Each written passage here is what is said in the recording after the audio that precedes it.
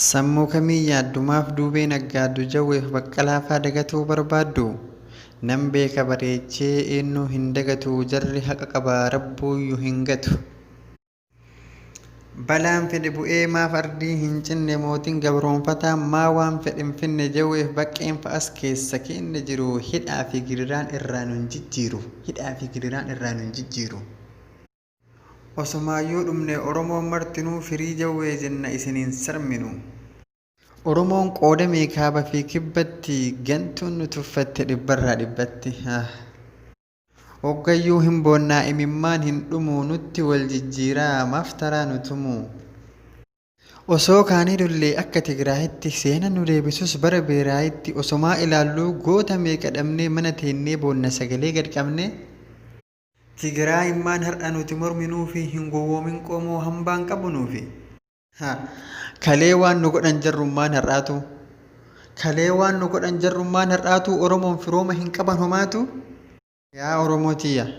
Yaa Oromootiyya maaltu nutti jira diinaa harkaan dhahin koottu gali biraa kanaa nutti argee nutti wal jijjiiraa gadi galoon hundi harka nu mucciira. Numa keessa ciisaa ummanni jajallaan fakkeenya fudhadhumee warra asallaa sangaa haree kenna diinaaf humna tahee erga durii kana kan asiin nu gahe. Marqinee nyaachisaa feenee fi yabbisaa kan kenna hunqifnee kan jaraa gabbisaa qabeenya Oromoo beekatiin saamsisaa hundumaa goonee fi wanta ofii qabnu jarallee foonii fi xumurri Oromoo har'a tahe wafii. Dubartiin Oromoo mee maal balleessite kaleessuma tana carreessitee garma balkumeetti isinii geessite. Wayii geessuu qofaa Abiyyiif Isaayyaas fuutee afaan kaayaa jaraafuun hin dhabne ilmaan Oromoodhaa hundeedhaan akaaya. Ammallee nuun galle akkaataan jireenyaa jara sooraa jirra funaannee fi beenya dadhabanii kufnaan fuunee afaan keenya.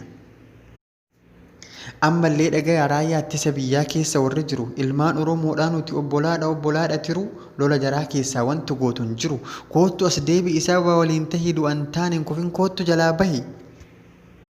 Osoo hayyuun kan kee mana hidhaa ciisu mee maaluma wanti diinaa si lolchiisu jarri bineeyyidha booda siyyuun dhiisu naamani. Amaarri nuun taatu quba qabda ture harkaa farma aayyoo jaratu nu mureessaniifuu madaadhaa madaan nu kulkulaa. Jarri wal haa fixxuu hin dhaabbatin dura. Oromoo dammaqi lakkisii uf barii humna kee kuufadhu nutu moohatarii.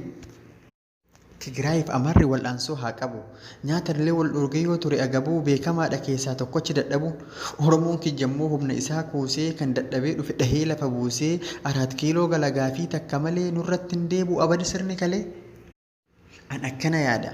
An akkana yaada halkanii guyyallee dhukkubsadhee yaada kan koo kana naaf beekan barbaada.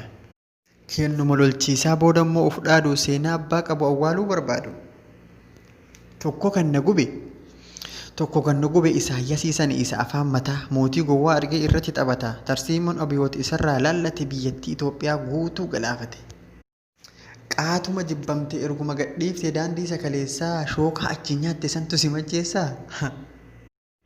Biyya ati har'a taankiif jeetti hin tumtu kan ergamtoonni kee akkasittuu dhumtu jawwee hin gaafattu ilma seenan faayee laappitooppii takkaan hundi sii haxaa'e. Ati eessaan geettu hayyuu hidhaa kaayaa eessayyuu jiraatu jawween kenna faaya.